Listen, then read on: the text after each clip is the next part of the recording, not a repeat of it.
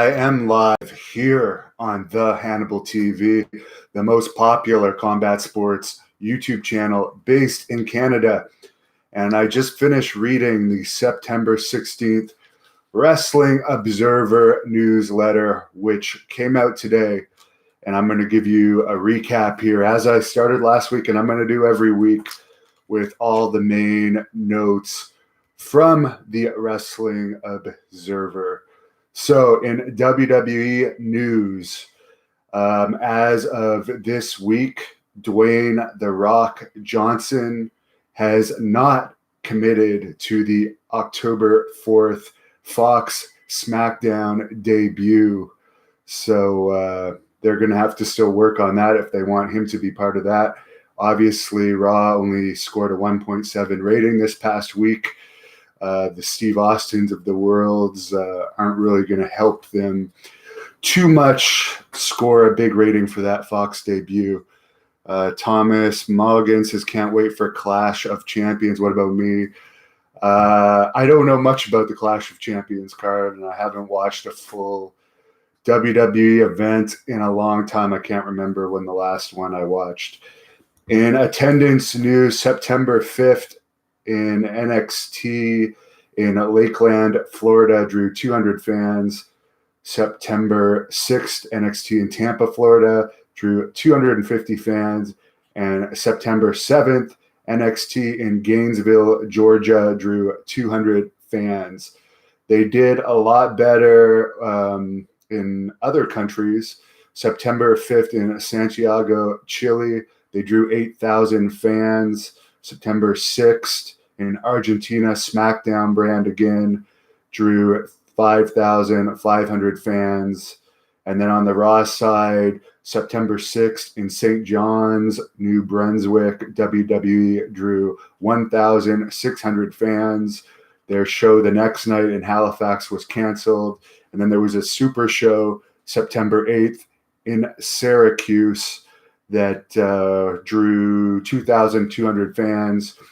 September the 9th was the Raw taping at Madison Square Garden with Steve Austin that drew a 1.7 rating. It had 12,500 fans, which they are alleging is a sellout, but I looked it up. WrestleMania 1 attendance was 19,121. So they can call it a sellout, but that just means that they had over 7,000 seats blocked off.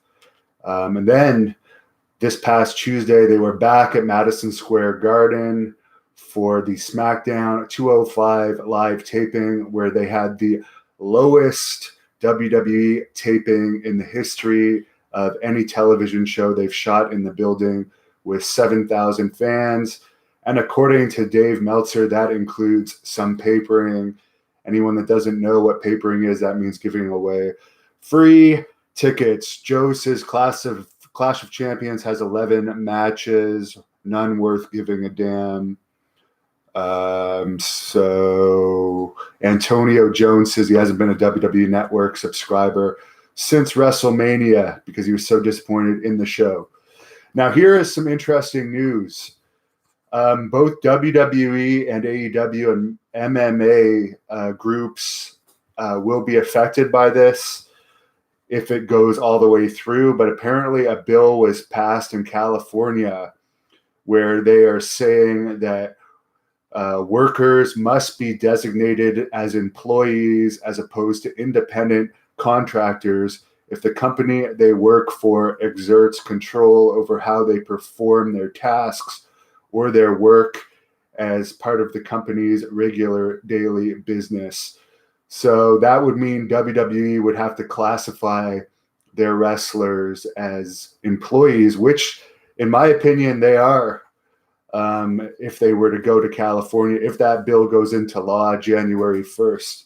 So they could either just not go to California, or they'd have to classify their employee or their independent contractors as employees. But they can't wrestle for other companies. They have to do what WWE says, or they're going to be released. And WWE pretty much owns you if you work for them. So you're definitely an employee, in my opinion, if you work for them. And apparently, if that law is passed in California, other states like New York might follow. So that would be very good for wrestlers, because this whole classifying wrestlers as independent contractors is a bunch of bullshit. Jesse Ventura has even said it. He doesn't know how they get away with that. Vida Dollard says, hi, hello to you. Triple H talked to Newsweek, and he said that NXT is going to be expanded from 5 to 6 takeovers per year, as well as 2 UK takeovers. Vita's from France. We have a lot of fans in France, by the way. So yeah, more WWE programming, according to Triple H. Ric Flair, who is suing the WWE over the man trademark, got an endorsement deal with Adidas, and he's already done commercials for the Adidas Fallout concert tour. Howard Finkel, who's 69 now and suffering from health problems, he's in a wheelchair, was backstage at the Madison Square Garden Raw. That picture has been circulating the internet. Elias has suffered an ankle injury. On to AEW news. They put tickets on sale for the November 6th Charlotte, North Carolina taping, and November 9th Baltimore event. That's going to be a pay-per-view. Charlotte sold 2,500 tickets the first hour, and Baltimore sold 4,500. So they're not sold out. Neither one of them are sold out. So their ticket sellout streak is going down. They're still doing great, but they are owned by a guy worth $6.8 billion. So this is not a small startup company by any stretch. Cody Rhodes came under fire from Outsports because he was doing a chant on AAA's Triple Mania event saying puto, which I guess translated means like a Spanish gay prostitute or something along those lines. So AEW released a statement saying the last thing Cody wanted to do was hurt or offend anyone. Technically, I guess that is considered a gay slur by some people. And of course, AEW is all about the transgender wrestlers and equal opportunities and stuff. So there you go. They apologized for that. As far as AEW live events in Southern California, doesn't appear any are going to happen this year. There's no Canadian TV deal at this point for AEW. For Ring of Honor news, for their Global Wars tour this past weekend, where they used CMLL talent instead of New Japan talent, which of course New Japan is far more over in the US. They didn't draw huge. The September 6th event in Dearborn, Michigan drew 600 fans. September 7th in Villa Park, Illinois, outside of Chicago. I already reported on this. They only drew apparently 500 fans, according to reports in that big Chicago market. So Impact actually has outdrawn Ring of Honor for their Bound for Glory show coming up next month. And I believe that could be at the same arena, but it's definitely in Chicago. So Impact outdrew them because they only had 500 for the ROH show in Chicago. September 8th in Milwaukee, which was supposedly the best show of the tour, drew 500 fans. There was some NWA connection on one of those events, so maybe the NWA ROH deal isn't fully over yet. For Impact Wrestling news, they did not say what crowds they had for the recent tapings in Las Vegas. They haven't been announcing crowds for anywhere lately. I posted a picture from their Mexico events recently. It looked like they only had seats on about two sides of the ring. So that was pretty bad. I'm sorry that the video is skipping a bit. We are going live here. Someone's asking me if I heard talks of Impact buying Ring of Honor. I don't see that happening anytime soon. Ring of Honor is owned by Sinclair Broadcasting, which has a lot of money. New Japan apparently has no interest in working with Impact, according to Dave Meltzer, even though Impact's parent company Anthem recently bought Access TV, which will now put Impact on Access TV starting the week after Bound for Glory. Impact, their parent company, fired Adam Swift, who was the company's former vice president of legal affairs, who had a lot to do with getting New Japan on that channel, according to reports. They haven't made any decision regarding having New Japan and Women of Wrestling on Access TV. They're going to wait for a little while before they make the decision on that. Apparently, New Japan's contract with Access doesn't expire until January 2021. Anthem owning Access TV might put some pressure on New Japan regarding their relationship with Ring of Honor, as apparently Impact has wanted a relationship with New Japan for a while.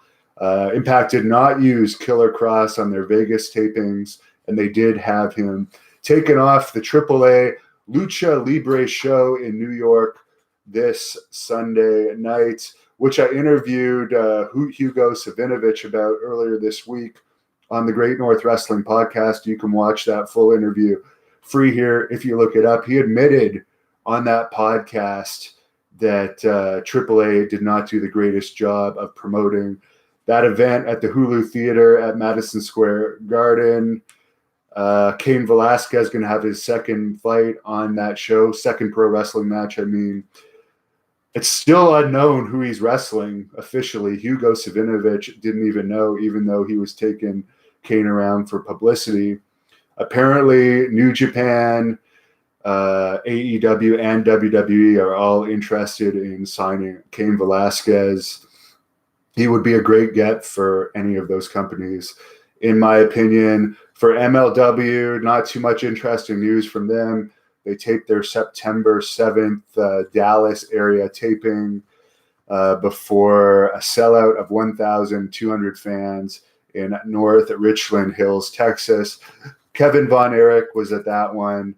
In UFC news, the November 2nd MSG event is going to have Nate Diaz versus George Masvidal, which is going to be a big fight. Dwayne Johnson has stated if his schedule allows it, he will put the new baddest motherfucker title on the winner. Dana White is creating this title for that match. Khabib did win his fight on the weekend at UFC 242 in Abu Dhabi. No crowd announced for that one. It was said it was very hot in that building, apparently up to 100 degrees or 120 degrees at some point. So now he has a 28 fight win streak, including 12 under the UFC banner. Dana White said Ferguson could be his next fight, although if that doesn't happen, the Conor McGregor rematch might happen. Someone's asking me about Ken Shamrock versus Moose. I don't know any news about that at this point, nor do I really care. Someone's asking me if I'm doing any more kickboxing. At this point, there's no real money in kickboxing. So I found that out. So I probably will have at least one more kickboxing fight at some point in my life, but no time soon. Sorry again that this video is skipping. We are live here. Of course, the October 5th UFC show in Melbourne has already sold 40,000 tickets. Junior Dos Santos versus Alexander Volkov will be the main event for the November 9th show in Moscow. For Bellator, they drew 7,000 fans last weekend in San Jose. Scott Coker says that Chris Cyborg's first fight is going to be versus Julia Budd for the featherweight title. So thanks a lot for your comments, everyone. That is the main information from this week's Wrestling Observer newsletter.